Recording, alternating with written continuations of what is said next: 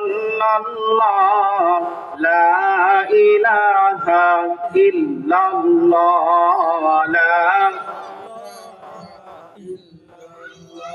লা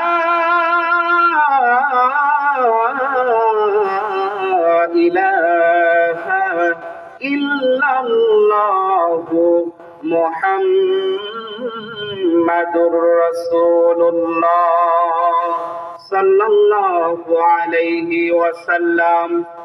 আলহামদুলিল্লাহ, সমস্ত প্রশংসা মহান আল্লাহ তাআলার দরবারে, যে আল্লাহ রাব্বুল আলামিন মাগরিবের নামাজের পরে অত্র এলাকা থেকে হাজার হাজার মানুষদের মধ্য থেকে আমাদেরকে বাছাই করে কোরআনের ময়দানে জান্নাতি বাগানে বসার তৌফিক দান করলেন। সকলের জবান খুলে পড়ি আলহামদুলিল্লাহ। আরেকটি বার শুকরিয়া আদায় করি আলহামদুলিল্লাহ। শত কোটি দুরূদ ও সালাম সাইয়্যিদুল মুরসালিন রাহমাতুল লিল আলামিন, তাজদারে মদিনা, বিশ্ব মানবতার মুক্তির দূত জনাবে মুহাম্মদুর রাসূলুল্লাহ সাল্লাল্লাহু আলাইহি ওয়াসাল্লামের উপরে। আল্লাহ রাব্বুল আলামিন তার নবীকে ভালোবেসে মহব্বত করে সেই নবীর উপরে একখানে কিতাব নাজিল করেছেন। কিতাবটার নাম কি? আরেকটু জোরে বলেন। আল কোরআন। মুসলমানদের হাতিয়ার সেই কিতাবটার নাম কি? আল কোরআন। আল্লাহ রাব্বুল আলামিন যে আমাদেরকে নিয়ামতটা দান করলেন, এই জন্য কি আমাদের শুকরিয়া আদায় করার দরকার আছে না? আছে। আল্লাহ রাব্বুল আলামিন এমন একটি অথেন্টিক কিতাব আমাদেরকে নাজিল করলেন, যে কিতাবের মধ্যে কোনো ভুল নাই। আছে নাকি? কোনো সন্দেহ আছে? কোনো সংশয় আছে? নাই। এমন একটি কিতাব, যে কিতাবের শুরুতে আল্লাহ রাব্বুল আলামিন বললেন যালিকাল কিতাব লা রাইবা ফি হুদাল লিল মুত্তাকিন। এমন একটি কিতাব বান্দা তোমাদের জন্য নাজিল করলাম, লা রাইবা ফি, যার মধ্যে কোনো ভুল নাই। বলেন না সুবহানাল্লাহ। আচ্ছা বলেন তো, আল্লাহর কোরআনে কোনো ভুল আছে? স্পষ্ট করে দিলেন কে? আল্লাহ। দুনিয়াতে যত লেখক থাকুক না কেন, প্রত্যেকটা বই লেখার পরে শেষের পৃষ্ঠায় সুন্দর করে লিখে দেয়, এই প্রকাশনায় যদি কোনো ভুল ত্রুটি থাকে আমাকে জানালে পরবর্তী প্রকাশনায় সুন্দর করে ভুল সংশোধন করে লিখে দেব। বলে কি বলে না? আল্লাহ রাব্বুল আলামিন এমন একটি কিতাব নাজিল করলেন, যার শুরুতেই বলে দিলেন যালিকাল কিতাব লা রাইবা ফি, এই কিতাবের মধ্যে কোনো ভুল নাই। বলেন না সুবহানাল্লাহ। আর একটু জোরে বলেন না সুবহানাল্লাহ। আল্লাহ তাআলা আমাদের এই কিতাব নাজিল করেছেন। মুসলমান যারা শিখ দাবি করবে, যারা মুসলমানিত্ব যারা ধরে রাখতে চাবে, তাদের জন্য এই হাতিয়ার হলো কোরআন। নাম কি? কোরআন। আজকে এই কোরআন থেকে কিছু আলোচনা করব ইনশাআল্লাহ। এই কোরআন নিয়ে যদি আলোচনা করতে হয়, তাহলে এই কোরআনটা আমাদের আগে পরিচিত হতে হবে। কোরআনটা কেন দুনিয়াতে আসলো, ঠিক কি না? যে কোনো কাজ একটা উদ্দেশ্য থাকে, থাকে কি থাকে না? আল্লাহ তাআলা কিন্তু উদ্দেশ্য নিয়ে এই কোরআনটা নাজিল করলেন, ঠিক কি না? এবার আসুন, আল্লাহ রাব্বুল আলামিন বলেন, বান্দা তোমার আমি দুনিয়ায় চলার জন্য কিতাব নাজিল করে দিয়েছি কোরআন। এই কোরআন নিয়ে যদি তোমাদের মনের মধ্যে কোনো সন্দেহ কাজ করে, তোমরা কোরআনকে প্রশ্ন করতে পারো। কোরআনকে যদি প্রশ্ন করা হয়, কোরআন দুনিয়াতে আসার আগে তুমি কোথায় ছিলে, কোরআন তার জবান দিয়ে কেমন যেন সুন্দর করে জানিয়ে দেয়, তানজিলাম মিম্মান খালাকাল আরদা ওয়াস সামাওয়াতিল উলা। কোরআন তার জবান দিয়ে সুন্দর করে জানিয়ে দেয়, বান্দা শোনো, আমি কোরআন দুনিয়াতে আসার আগে এমন একটি জায়গায় ছিলাম, এই আসমান এবং জমিন যে আল্লাহ রাব্বুল আলামিন সৃষ্টি করেছেন, সে আল্লাহ রাব্বুল আলামিনের কাছে আমি ছিলাম। বলেন না সুবহানাল্লাহ। এই আল্লাহ আমাকে সৃষ্টি করেছেন। এখন যদি কোরআনকে প্রশ্ন করা হয়, কোরআন বুঝলাম তোমাকে আল্লাহ সৃষ্টি করেছে, কিন্তু তুমি ছিলে কোথায়? কোরআনকে যদি আমরা এই প্রশ্ন ছুড়ে দেই, কোরআন তার জবান দিয়ে সুন্দর করে জানিয়ে দেয়, বাল হুয়া কুরআনুন মাজিদুন ফি লাউহিম মাহফুজ। কোরআন তার জবান দিয়ে সুন্দর করে জানিয়ে দেয়, বান্দা শোনো, আমাকে যে আল্লাহ রাব্বুল আলামিন আসমান এবং জমিনকে সৃষ্টি করেছেন, সে আল্লাহ রাব্বুল আলামিন আমাকে সৃষ্টি করেছেন। আবার যখন প্রশ্ন করা হলো কোরআন, আল্লাহ তোমাকে সৃষ্টি করেছে বুঝতে পেরেছি, কিন্তু দুনিয়াতে আসার আগে তুমি কোথায় ছিলে? কোরআনও জানিয়ে যায় বান্দা শোনো, বাল হুয়া কুরআনুম মাজিদুন ফি লাওহিম মাহফুজ। আমি আল্লাহ রাব্বুল আলামিন আমাকে সৃষ্টি করেছে, দুনিয়াতে আসার আগে আমি কোরআন আল্লাহ পাকের লাওহে মাহফুজে ছিলাম। বলেন না সুবহানাল্লাহ। আল্লাহ রাব্বুল আলামিন এই পবিত্র কোরআনটাকে দুনিয়াতে পাঠানোর আগে সুন্দর করে আস্তে করে সুন্দর করে লাওহে মাহফুজের মধ্যে রেখে দিয়েছিলেন। বলেন সুবহানাল্লাহ।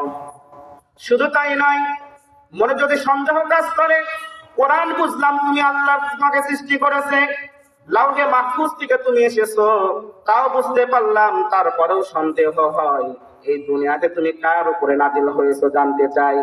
কোরআন তার জবান দিয়ে সুন্দর করে স্পষ্ট করে জানিয়ে যায়, ওয়া আমিনু বিমা নুজিলা আলা মুহাম্মাদিন ওয়া হুয়াল হাক্কু মির রাব্বিহিম। বলেন আল্লাহু আকবার। কত সুন্দর করে কোরআন উত্তর দেয়, খেয়াল করেন ভাইরা। কোরআন তার জবান দিয়ে কেমন যেন জানিয়ে দেয়, আল্লাহ রাব্বুল আলামিন ওয়া আমিনু বিমা নুজিলা আলা মুহাম্মাদ ওয়া হুয়াল হাক্কু মির রাব্বিহিম, যে সত্য নির্ণয়কারী মুহাম্মাদকে দুনিয়াতে সৃষ্টি করেছেন আল্লাহ, এই মুহাম্মাদের উপরে আমি কোরআনকে আল্লাহ তাআলা নাযিল করে দিয়েছেন। বলেন সুবহানাল্লাহ।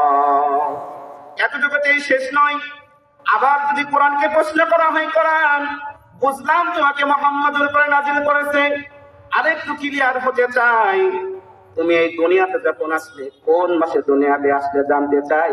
যখন তুমি দুনিয়াতে এসেছো কোন একটা মাস তো ছিল, ঠিক কিনা? এই প্রশ্ন যদি কোরআনকে করা হয়, কোরআন তার জবান যে সুন্দর করে জানিয়ে দেয়, শাহরু রমাদানাল্লাযী উনজিলা ফীহিল কুরআন।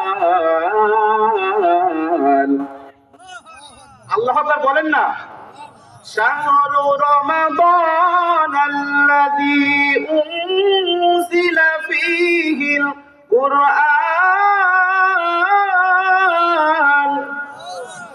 কোরআন তার জবান দিয়ে জানিয়ে দেয়, শোনো, আল্লাহ রাব্বুল আলামিন যখন লাওহে মাহফুজ থেকে আমাকে দুনিয়াতে প্রেরণ করে, দুনিয়াতে পাঠায়, সেই মাসটা ছিল শাহরু রমাদান, অর্থাৎ রমজান মাস। বলেন সুবহানাল্লাহ।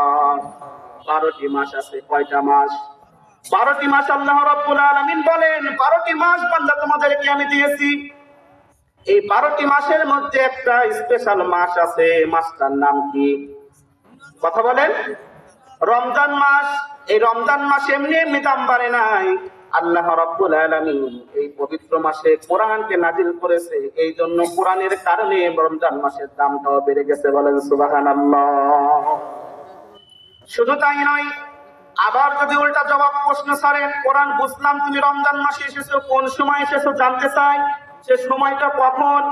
এমন প্রশ্ন করার লোক আছে না নাই? আল্লাহর কোরআনটাও ঠিক তেমনি ভাবে জবান দিয়ে উত্তর দিয়ে দেয়, বান্দা শোনো, রমজান মাসে আমি এসেছি। এখন যদি জানতে চাই কোরআন রমজান মাসে আসলে ঠিক আছে, দিনে আসলে না রাতে আসলে জানতে চাই, কোরআন তার জবান দিয়ে বলে, ইন্না আনসালনাহু ফি লাইলাতিল কদর। বলেন আল্লাহু আকবার। কোরআন স্পষ্ট করে জানিয়ে দেয়, ইন্না আনসালনাহু ফি লাইলাতিল কদর, আমি কোরআনকে আল্লাহ রাব্বুল আলামিন সম্মানিত কদরের রাতে দুনিয়াতে নাযিল করেছেন। বলেন সুবহানাল্লাহ। আর কি সন্দেহ আছে? এটুকুই নয়, আল্লাহ রাব্বুল আলামিন আবার যদি বলে, কোন বান্দা যদি কোরআনকে প্রশ্ন করে, কোরআন দুনিয়াতে আসলে ঠিক আছে, তোমার উদ্দেশ্যটা কি? বলে কি বলে না?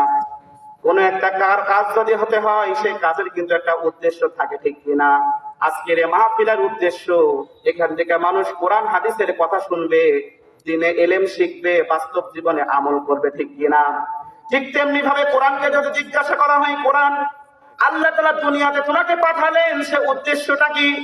কোরআন তার জবান দিয়ে সুন্দর করে জানিয়ে দেয়, লিতুখরিজান নাসা মিনাজ যুলুমাতি ইলান নূর। আল্লাহ আকবার বলেন, কষ্ট হয়? আল্লাহ রাব্বুল আলামিন বলেন, লিতুখরিজান নাস মিনাজ যুলুমাতি ইলান নূর। কোরআন এমন একটি কিতাব, কোনটা অন্ধকার কোনটা আলো, কোনটা অন্ধকার কোনটা আলো, কোনটা শিরক কোনটা বিদআত, এই কোরআনটা কিন্তু সেটা পার্থক্য করতে সক্ষম, ঠিক কিনা?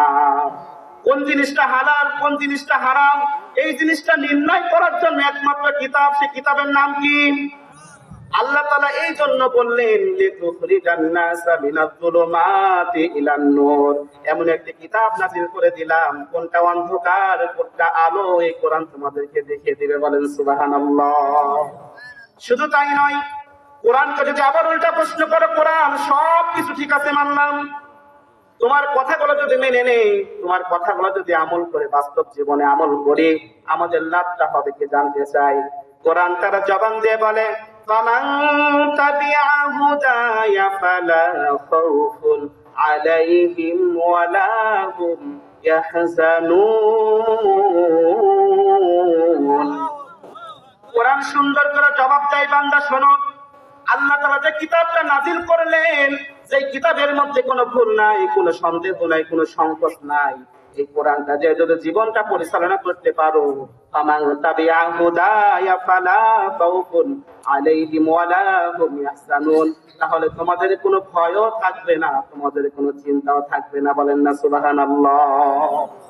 দুনিয়াতে আল্লাহ বান্দাকে যখন পাঠালেন, পাঠানোর সময় একটা উদ্দেশ্য আছে না নাই? কথা বলেন। উদ্দেশ্য হলো একটাই, ওয়ামা খালাকাতুল জিন্না ওয়াল ইনসা ইল্লা লিয়াবুদুন। আল্লাহ রাব্বুল আলামিন মানুষ এবং জিনকে দুনিয়াতে পাঠালেন একটা মাত্র উদ্দেশ্য নিয়ে, ওয়ামা খালাকাতুল জিন্না ওয়াল ইনসা ইল্লা লিয়াবুদুন। মানুষ এবং জিন আল্লাহ তাআলার ইবাদত করবে, একটা মাত্র উদ্দেশ্য, ঠিক কিনা? আজকে আমাদের দিকে তাকান, আল্লাহ তাআলা এমন দয়ালু এমন রহমান, এত পাপ করি এত অন্যায় করি, মানুষের হক নষ্ট করি, আল্লাহ কি গজব দিচ্ছে সঙ্গে সঙ্গে? কথা বলেন। কোন মানুষের যদি আপনি চাকরি করেন, যদি প্রতি মাসে 1 মাস চুক্তিতে চাকরিতে ঢোকেন, জয়েন করেন, একদিন যদি না যান, 2 দিন যদি না যান, তৃতীয় দিনের দিন আপনার চাকরি থাকবে। কথা বলেন। চাকরি থাকবে না। কিন্তু যে আল্লাহ রাব্বুল আলামিন আমাদেরকে দুনিয়াতে পাঠালেন, ওয়া খালাকাতুল জিন্না ওয়াল ইনসা ইল্লা লিয়াবুদুন, আল্লাহ তাআলার ইবাদত করার জন্য। এবার আসুন, মুয়াজ্জিন দিনে কয়বার আযান দেয়? কথা বলেন। 5 বার আযান দেয়, 1 বার নয়, 2 বার নয়, 3 বার নয়। এমন মানুষ আছে 5 বার ডাকার পরেও মনের ভুলেও মসজিদে নামাজ পড়তে আসে না, ঠিক কিনা? এটা যদি কোনো মানুষের বৈশিষ্ট্য হতো, সঙ্গে সঙ্গে আউট করে দিত, ঠিক কিনা? আল্লাহ এমন দয়ালু এমন রহমান, এমন বান্দাদেরকে ভালোবাসে, বান্দা যত অপরাধ করুক না কেন, যত যাই করুক না কেন, আল্লাহ তাআলার কাছে যদি ক্ষমা চায়, আল্লাহ রাব্বুল আলামিন তার বান্দাদেরকে মাফ করে দেয়। বলেন সুবহানাল্লাহ। হযরত ওমরের নাম শুনছেন আপনারা? হযরত ওমর রাদিয়াল্লাহু তাআলা আনহু একজন সাহাবী পরে হয়েছেন, আগে কি সাহাবী ছিলেন? সাহাবী ছিলেন না। এমন দুর্দর্শ ছিলেন, ওমরকে দেখে সবাই ডরাইতো, ঠিক কিনা? এমন লিডার ছিলেন, এমন খারাপ ছিলেন, এই হযরতে ওমরকে পবিত্র করে সুন্দর করে ইসলামের ভিতরে ঢুকিয়ে দিয়েছেন কে? ওমরের জীবনে এত পাপ এত গুনাহ সব যদি মাফ করে দিতে পারে তওবা করার কারণে, আমি আপনার জীবনের গুনাহ কি আল্লাহ মাফ করে দিবে না রেখে দেবে? কথা বলেন। তাওবা করা লাগবে, তাওবাটাই কি আমরা বুঝি না আজকাল? কথা বলে না কেন? অনেকে সারাদিন পাপ করে কয় আস্তাগফিরুল্লাহ, আবার পাপ করে কয় আস্তাগফিরুল্লাহ, বলে কি বলে না? এটার নাম তাওবা নয়। তাওবা হলো যে ভুলটা করেছি, মৃত্যুর আগ পর্যন্ত আল্লাহ তোমাকে সাক্ষী রেখে বলছি, এই ভুল আর মৃত্যুর আগ পর্যন্ত আমি করব না, এটা হলো তাওবা, ঠিক কিনা? অনেকেই বলে যে আস্তাগফিরুল্লাহ তো বললাম 70 বার 100 বার, হয়তো আল্লাহ মাফ করে দিয়েছেন। না, তাওবা করার মতন তাওবা করতে হবে, ঠিক কিনা? একটা উদাহরণ দিতে গেলে অনেকেই বুঝবেন। যাবে হলো পাবনায়, কোথায় যাবে? এখন গাড়িতে উঠেছি আপনার রাজাপুরে, তাহলে কি পাবনা যাওয়া যাবে? তার সাথে যখন গাড়িটা ঢুকলো, আস্তে করে সোজা না গিয়ে গাড়িটা চলে গেল রাজাপুরের দিক। দেখলাম একটা রেল গেট পেয়ে গেলাম। এখন যদি গাড়িতে বসেই যদি বলি সুবহানাল্লাহ আস্তাগফিরুল্লাহ আলহামদুলিল্লাহ 1000 বার বলি, মিট কিয়ামতের আগ পর্যন্ত কি পাবনা যাওয়া যাবে? কথা বলেন। ওখানেই নেমে যেতে হবে। নামার পরে রুট চেঞ্জ করে পাবনার গাড়িতে যখন উঠবেন, তারপরে আস্তাগফিরুল্লাহ সুবহানাল্লাহ বললে আল্লাহ কবুল করলেও করতে পারে। আমরা এখনো ভুল পথে আছি, ভুল পথে থেকে আস্তাগফিরুল্লাহ আস্তাগফিরুল্লাহ করি, কিয়ামত পর্যন্ত এই জিকির করলে আল্লাহ জীবনের গুনাহ মাফ করবেন। এজন্য আসুন, ফিরে আসুন। আল্লাহ তাআলা কিন্তু রহমান, আল্লাহ তাআলা কি রহমান। যতই গুনাহ করেন না কেন আল্লাহ তাআলার কাছে যদি মাথাকে সিজদা করে অবনত করে যদি ক্ষমা চান, আমার বিশ্বাস আল্লাহ তাআলা আমাদেরকে মাফ করে দেবেন। বলেন ঠিক কিনা? হযরত আবু বকর সিদ্দিক রাদিয়াল্লাহু তাআলা আনহু এমন একজন সাহাবী ছিলেন, আল্লাহ রাব্বুল আলামিন এই দুনিয়াতে থাকা অবস্থায় তাকে জান্নাতের সার্টিফিকেট দিয়েছিলেন। ঠিক কিনা? আমাদের মধ্যে এমন কেউ কি আছে দুনিয়াতে এই জান্নাতের সার্টিফিকেট পেয়েছি? তারপরেও তিনি কান্না করতেন। আল্লাহ রাসূল সাল্লাল্লাহু আলাইহি ওয়াসাল্লাম আবু বকরকে একদিন ডাক দিয়ে বললেন, আবু বকর, মক্কার অবস্থা বেশি ভালো নয়, যে কোনো মুহূর্তে আমাদেরকে হিজরত করা লাগতে পারে। মক্কার কাফেররা আমাকে অতিষ্ঠ করে ফেলেছে, দিন রাত অত্যাচার নিপীড়ন জুলুম আমি আর সহ্য করতে পারছি না। আল্লাহ রাব্বুল আলামিনের যদি অর্ডার আসে, জিবরাইল আমিন যদি আমার কাছে অর্ডার নিয়ে আসে, সঙ্গে সঙ্গে মক্কা ছেড়ে মদিনাতে হিজরত করা লাগবে। আবু বকর, ও আবু বকর, কখন হিজরত করব জানি না, আল্লাহ পাকের পক্ষ থেকে অর্ডার আসার অপেক্ষায় আছি। আবু বকর, তোমাকে আমার সঙ্গে নিয়ে হিজরত করব। এই কথা যখন আবু বকরকে আল্লাহর রাসূল বললেন, আবু বকর চাচ্ছে বলে, ইয়া রাসূলুল্লাহ, ইয়া হাবিবাল্লাহ, আমি আবু বকর আমার জীবনের বিনিময় হলেও আমি আপনার কথাটা ফেলে দিতে পারবো না। বলেন সুবহানাল্লাহ। এই কথা বলার 2-3 মাস পরে গভীর রজনীতে আল্লাহর নবী বিশ্ব নবী আরাম ফরমাইতেছিলেন। এমত অবস্থায় আল্লাহ পাকের হুকুমে হযরতে জিবরাইল আলাইহিস সালাতু ওয়াস সালাম আল্লাহ রাসূলের সামনে চলে আসলেন। এসে সালাম পেশ করলেন, আসসালামু আলাইকুম ইয়া রাসূলুল্লাহ। আল্লাহ রাসূল সালামের জবাব দিলেন। জিবরাইল বললেন, ইয়া রাসূলুল্লাহ, ইয়া হাবিবাল্লাহ, আপনার চতুর্দিক দিয়ে কাফেরেরা বেষ্টন করে ফেলেছে। কাফেরদের উদ্দেশ্য দুনিয়া থেকে আপনাকে চিরতরে বিদায় করে দেবে। বলেন নাউজুবিল্লাহ। আচ্ছা বলেন তো দেখি, আল্লাহ যদি সাথে থাকে দুনিয়ার কোন শক্তি তাকে কি কাবু করতে পারে? বলেন। আল্লাহ তাআলা রাসূল বললেন, ইয়া রাসূলুল্লাহ, ইয়া হাবিবাল্লাহ, চতুর্দিকে আপনাকে ঘেরাও করে ফেলেছে, দুনিয়া থেকে আপনাকে বিদায় করে দিবে। আল্লাহ পাক বলেছে, ইয়া রাসূলুল্লাহ, ইয়া হাবিবাল্লাহ, আপনার কোনো ভয় নাই, আপনার কোনো সন্দেহ নাই, কোনো কারণ নাই। আপনি আল্লাহর উপরে তাওয়াক্কুল করেন, আল্লাহ আপনার জন্য যথেষ্ট হয়ে যাবে। বলেন সুবহানাল্লাহ। একটা জিনিস মাথায় রাখবেন, দুনিয়াতে যারা বাতিলকে দেখে ভয় করে, দুনিয়ার সমস্ত মানুষ তাকে ভয় দেখায়, ঠিক কিনা? আর যারা আল্লাহকে দেখে ভয় করে তাদের দেখে সবাই ভয় করে। কথা বোঝেন নাকি? বোঝেন না? যারা আল্লাহকে দেখে ভয় করে তাদের থেকে সবাই ভয় করে, আর যারা মাখলুককে দেখে ভয় করে দুনিয়ার সবাই মিলে তাকে ভয় দেখায়। আল্লাহর নবী বিশ্ব নবী এক মুঠো বালি হাতে নিলেন।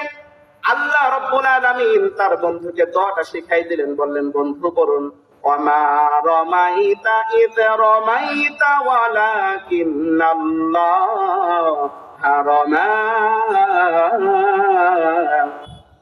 এই দোয়াটা যখন আল্লাহর হাবিব বললেন, আল্লাহর শেখানো দোয়া পড়ে যখন আল্লাহ রাসূল সাল্লাল্লাহু আলাইহি ওয়াসাল্লাম বালি কোনা এইভাবে আস্তে করে ফিকে দিলেন, বালু ছড়ার সঙ্গে সঙ্গে সমস্ত কাফের মুশরিকদের চোখের মধ্যে বালু ঢুকিয়ে দিলেন কে? বলেন না সুবহানাল্লাহ। অটোমেটিকলি চোখের মধ্যে বালু চলে গেল। এক ফাঁক দিয়ে আস্তে করে বিশ্বনবী মুহাম্মদুর রাসূলুল্লাহ বের হয়ে গেলেন। আবু বকরের দুয়ারে চলে গেলেন। দুয়ারের সামনে গিয়ে সালাম পেশ করলেন, আসসালামু আলাইকুম ইয়া আহলাল বাইত। সালাম দিতে দেরি, হযরতে আবু বকরের সালামের উত্তর দিতে দেরি নাই। বলেন সুবহানাল্লাহ। বিশ্বনবী ডাকতে বললেন, হযরত আবু বকর, গভীর রজনী, এই মরুভূমির মধ্যে কোনো মাখলুক চেতন নাই, সবাই এখন নিদ্রাত অবস্থায়। ও আবু বকর, আমি আস্তে করে সালাম দিলাম, এই সালাম পাওয়ার সঙ্গে সঙ্গে কি করে তুমি উত্তর দিলে, কি করে ঠিক পেলে? আবু বকর ডাকতে বলে, ইয়া রাসূলুল্লাহ, ইয়া হাবিবাল্লাহ, ওই যে 3 মাস আগে আপনি যে আমাকে বলেছিলেন, আবু বকর, মক্কার জমিনের অবস্থা বেশি ভালো না, কাফের মুশরিকরা আমাকে সুস্থ থাকতে দিচ্ছে না, আল্লাহ তাআলার হুকুম আসতে বাকি, অর্ডার আসতে দেরি, আমাকে এবং তোমাকে এখান থেকে হিজরত করা লাগবে। এই কথা যখন আপনি বিশ্বনবী আমাকে বলেছেন, আবু বকর, আমি বলছি সেই থেকে শুরু করে আজ 3 মাস পর্যন্ত আমি আবু বকরের পীর বিছানায় লাগতে দেই নাই। বলেন সুবহানাল্লাহ। এই 3 মাস পর্যন্ত দুয়ারের সামনে দাঁড়িয়েছিলাম, না জানি কখন আল্লাহর নবী চলে আসবে, আর আমি যদি আরাম ফরমাই আরামে ঘুমিয়ে থাকি আল্লাহর নবীর কষ্ট হয়ে যাবে। আমি আবু বকরের আরামের জন্য বিশ্ব নবীর কষ্ট হবে, এটা আমি আবু বকর জীবন থাকতে মেনে নিতে পারবো না। বলেন সুবহানাল্লাহ। শুধু তাই নাই, বলার সঙ্গে সঙ্গে আবু বকরকে নিয়ে হিজরত করতে লাগলেন। বিশ্বনবী মুহাম্মদুর রাসূলুল্লাহ সাল্লাল্লাহু আলাইহি ওয়াসাল্লামের সাথে হিজরত করতে লাগলেন। আস্তে আস্তে সামনের দিকে আগায়। হযরত আবু বকর তার পাও দিয়ে আস্তে আস্তে বালিগুলো সমান করে দেয়।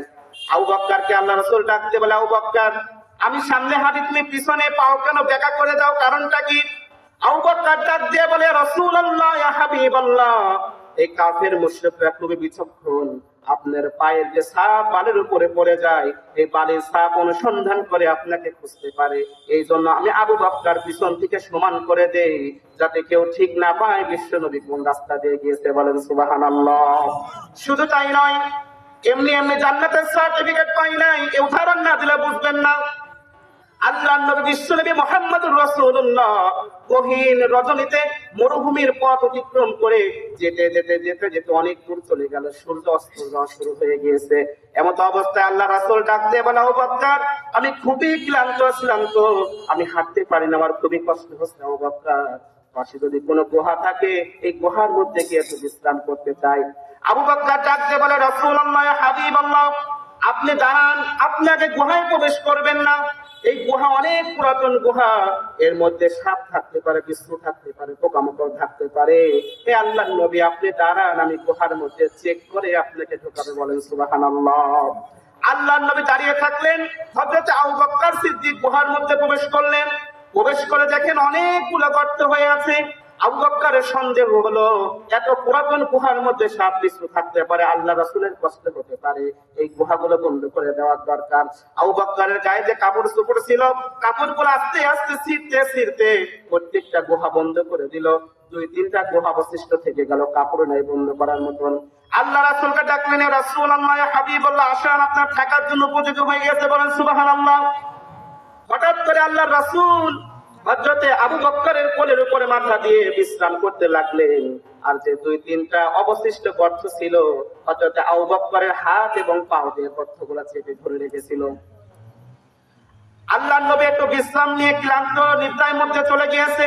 হঠাৎ করে ওই গর্ত থেকে একটি সাপ বের হয়ে আল্লাহ রাসূল আরাম বিশ্রাম নিতেছিল, আর আবু বকরের হাতের উপরে সবল দিল, পায়ের উপরে সবল দিল। আবু বকরের ভিতরে কেমন যেন যন্ত্রণা শুরু হয়ে গেল, চক্ষু দিয়ে টস টস করে পানি পড়ে।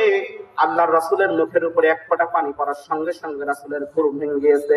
আল্লাহ রাসূল ডাক দিয়ে বলে, আবু বকর, আমার তো মনে হয় মক্কাতে সবাইকে রেখে এসেছো, তোমার মনটা একটু খারাপ, আত্মীয় স্বজনকে রেখে হিজরত করছো, মনটা খারাপ, ধৈর্য ধরো, আল্লাহ রাব্বুল আলামিন আবার পরবর্তীতে আমাদেরকে বিজয়ের বেশে মক্কাতে নিয়ে আসবে। বলেন সুবহানাল্লাহ।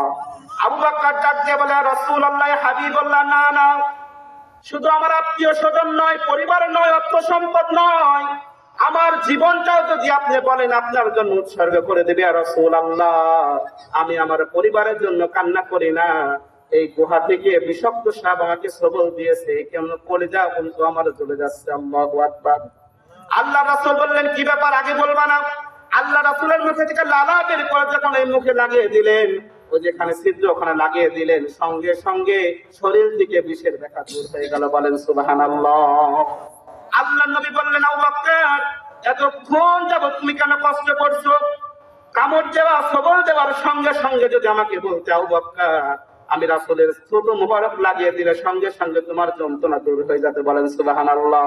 আবু বকর ডাক দিয়ে বলে, রাসূলুল্লাহ, ইয়া হাবিবাল্লাহ, আপনি কি বলেন? শুধু আমি হযরত আবু বকর নয়, এ তো মাত্র সাপের যন্ত্রণা ব্যথা, আমার জীবনটাও যদি কোরবানি হয়ে যায়, আল্লাহর রাসূল আমার কোলের উপরে ঘুমায়, আমার পক্ষে সম্ভব না তার আরামদায়ক ঘুমের মধ্যে ডিস্টার্ব করা। বলেন সুবহানাল্লাহ। তাদের ঈমানটা ছিল এমন, ঠিক কিনা? আমাদের ঈমান আজকে কোথায়? আল্লাহর নবী বিশ্বনবী মুহাম্মদুর রাসূলুল্লাহ বলেন, ইসলাম প্রসারের যে দাওয়াত দেওয়া শুরু করলো, আল্লাহর নবী নবুয়ত পাওয়ার আগে যখন ইসলামের দাওয়াতটা দিত, এই দাওয়াতের মধ্যে কোনো প্রকার বাধা ছিল না। জানেন কি জানেন না?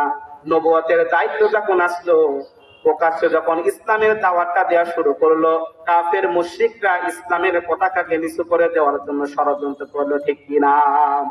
এজন্য কিয়ামত পর্যন্ত এক শ্রেণীর লোক থাকবে কালিমার পতাকা নিভিয়ে দেওয়ার জন্য, ঠিক কিনা? কিন্তু আল্লাহ রাব্বুল আলামিন বলেন, ইউরিদুনা লিইউতফিউ নূরাল্লাহি বিআফওয়াহিহিম ওয়াল্লাহু মুতিম্মু নূরিহি ওয়ালাউ কারিহাল মুশরিকুন।